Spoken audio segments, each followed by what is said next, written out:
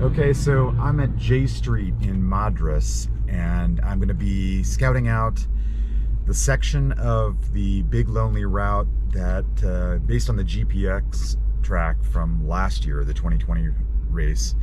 And I'm going to be going from Madras through the Ochocos down to Prineville, and then from Prineville across all the way out to Paulina. That's where it becomes a single track, and I won't be able to follow it in my car, so we'll get a chance to see a little bit of what the trail's like, the incline, the road conditions, that kind of thing. So I'm going to do it as a time lapse. It's going to be a little sped up, but I'll try to point out some key points along the way. Cheers. So we're heading back, we're headed east through Madras, some of the suburbs there, which I didn't even know existed. As you get further and further back, you pass the correctional facility, and as soon as you get past the correctional facility, the road becomes a washboard gravel road, and it stays that way for pretty long ways. There's quite a bit of up and down along this, nothing terribly steep, but it's a lot longer than I had imagined just kind of looking at the maps and all of that. You keep on, just kind of cruising along. Following the route's pretty straightforward. I was using Gaia GPS, and I had the track from last year, so I was just kind of keeping an eye on that as I went along, and you just kind of keep on going. Now, one of the things I noticed is that as soon as we passed that reservoir that you just saw, the road became more dirt than gravel, and I think this is the section where a lot of people had problems in the rain last year. It kind of turned to like a really slick mud or sticky mud, and made it very difficult to ride through. Most of this route from Madras to Prineville was the parts that weren't paved, had pretty decent gravel, and so I don't anticipating that being a huge issue. Hopefully we don't get a downpour right then, but we'll see. Who knows? I did run across, as you could see, maybe quickly go by, a few gravel bikes going uphill. So kudos to them. Maybe I don't know if they're in the race or what they're planning to do. They're scouting it out themselves. And here we are. This is... Okay, we're here in Ashwood. Well, I'll stop. That was a washboard road, man. Once you exit the outskirts of Madras, it turns into, actually just past the correctional facility, the road becomes gravel.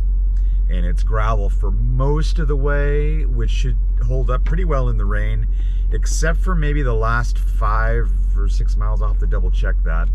But it got a little more just like dirt and clay, which I think turns to muck in the rain. Ashwood is kind of cool. It's kind of a cool little, there's people living here. And the road becomes paved for a little bit. As I look ahead, there's a sign that says road closed in adverse conditions, local traffic only. So I don't know what the hell that means, but we'll find out. Yeah, so that paved section ended almost immediately in Ashwood. So we're gravel. One of the things I will note, all of that section all the way to Ashwood, and even this section that we're currently looking at, both sides of the road were private property for the most part. There were very few places where you could pull off and camp without, maybe taking advantage of somebody's private land and hopefully not getting caught. But I'm going to basically target heading all the way to the National Forest area where we can camp. And that's kind of what I'm thinking of. So we're not quite there yet. This is all still private lands. Some of those ranches are huge, beautiful scenery, really pretty.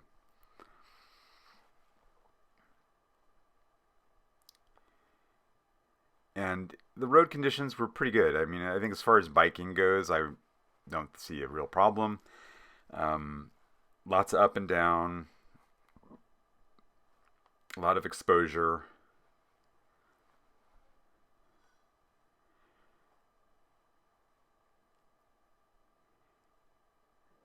You can see some of the land is fenced, some is not, but most of the time it's signed private property, no trespassing. And I think now we're in the national forest here. And you can see the roads got a little bit different. As we travel through the forest, it starts to climb again. And I ran across a number of campsites, mostly hunters.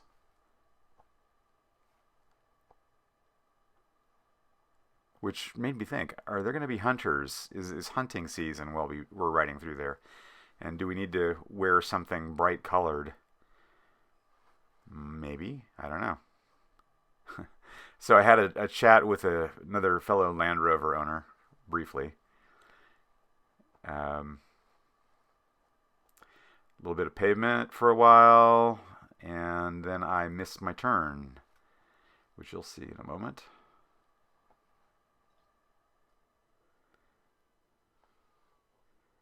No shoulder to speak of, but not much traffic either.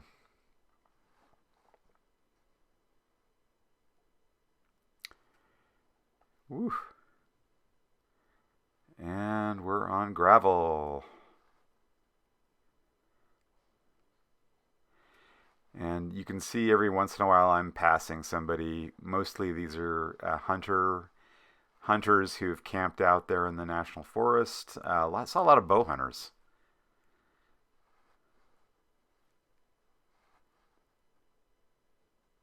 Pretty lush here. A lot more shade, a lot more coverage. And we're climbing and we're climbing.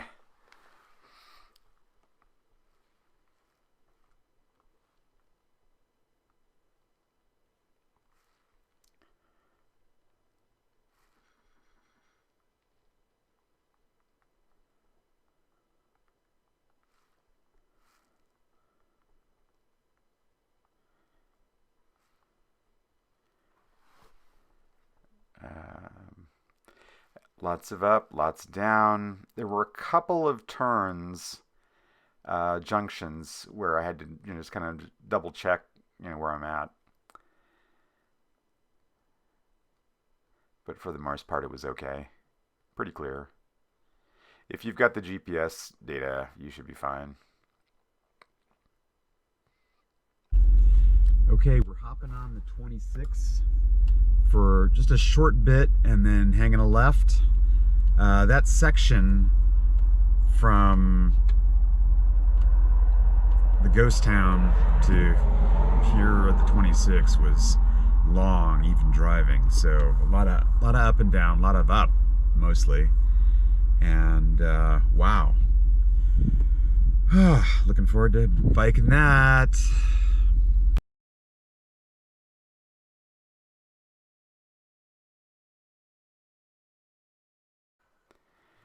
So here we are back on the back roads again. A lot of gravel.